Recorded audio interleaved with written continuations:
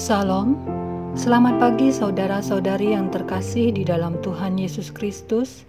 Selamat berjumpa kembali di dalam renungan pagi hari ini.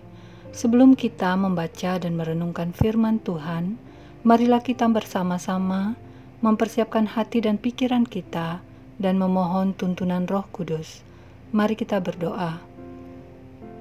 Ya Tuhan Allah kami, terima kasih untuk penyertaan-Mu sepanjang malam tadi. Pagi ini kami boleh bangun dan siap untuk mengisi hari yang telah disediakan bagi kami.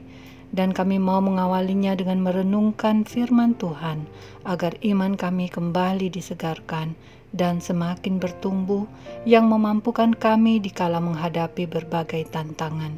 Biarlah Roh Kudus yang selalu menemani kami, memberikan kami hikmat, pengertian, sehingga kami bisa menerjemahkan maksud-Mu, juga melakukan kehendak-Mu. Terima kasih Tuhan, di dalam nama Tuhan Yesus Kristus kami berdoa. Amin.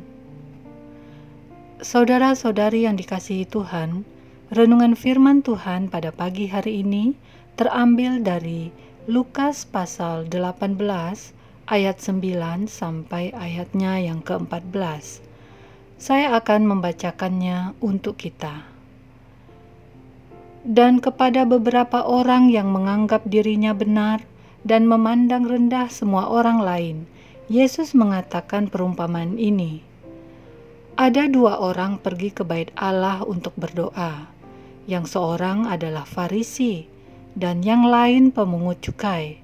Orang Farisi itu berdiri dan berdoa dalam hatinya begini, "Ya Allah, aku mengucap syukur kepadamu, karena aku tidak sama seperti semua orang lain, bukan perampok, bukan orang lalim, bukan pezina, dan bukan juga seperti pemungut cukai ini. Aku berpuasa 2 kali seminggu, aku memberi 1/10 dari segala penghasilanku." Tetapi pemungut cukai itu berdiri jauh-jauh, bahkan ia tidak berani menengadah ke langit, melainkan ia memukul diri dan berkata, "Ya Allah, kasihanilah aku orang berdosa ini."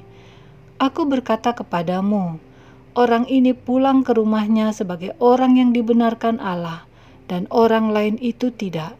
Sebab barang siapa meninggikan diri, ia akan direndahkan, dan barang siapa merendahkan diri, ia akan ditinggikan.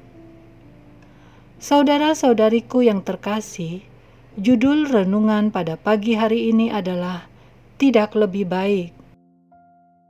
Saudara-saudari yang dikasihi Tuhan, agar dapat menentukan sebuah sikap atau tindakan yang tepat, biasanya akan lebih mudah bagi kita untuk menentukannya bila telah melihat gambaran atau sebuah narasi perbandingan antara beberapa objek, seperti halnya dalam sebuah perumpamaan. Demikianlah dalam pengajarannya, Yesus sering memberikan perumpamaan dengan mengangkat kejadian yang memang terjadi dalam kehidupan sehari-hari. Saudara-saudari yang dikasihi Tuhan, sebuah kecenderungan dalam diri kita adalah kita selalu merasa lebih baik dari orang lain. Kita selalu merasa lebih benar bila dibandingkan dengan orang lain, dan kita merasa lebih hebat dari orang lain, memandang rendah orang lain, dan bersikap sombong. Maka untuk kecenderungan seperti ini, Yesus memberikan contoh kehidupan rohani antara orang Farisi dengan seorang pemungut cukai. Orang Farisi dikenal sebagai kelompok yang menganggap dirinya saleh, sedangkan pemungut cukai tidak disukai orang karena dianggap sering mengambil cukai melebihi yang seharusnya. Dalam perumpamaan ini digambarkan bahwa ketika orang Farisi datang berdoa ke bait Allah, dia mengaku bahwa dia bukan seorang perampok, dia bukan seorang yang lalim, bukan seorang pezina, dia juga berpuasa 2 kali seminggu. Dia memberikan 1/10 dari segala penghasilannya. Dia mengatakan bahwa dia bukan seperti pemungut cukai yang kala itu sama datang berdoa di bait Allah. Hal ini menunjukkan bahwa orang Farisi tersebut sedang membanggakan dirinya menganggap dirinya lebih benar dari orang lain, dan dia juga menganggap rendah orang lain. Adapun si pemungut cukai itu berdiri jauh-jauh, bahkan ia tidak berani menengadah ke langit, melainkan ia memukul diri dan berkata, "Ya Allah, kasihanilah aku orang berdosa ini." Saudara, cara berdoa yang sangat berbeda. Di saat orang Farisi di dalam doanya menyampaikan prestasi dan cenderung menyombongkan diri, bahkan merendahkan orang lain. Sedangkan si pemungut cukai datang berdoa dengan menyadari bahwa dia tidak layak berada di hadapan Tuhan dan dia mengaku berdosa.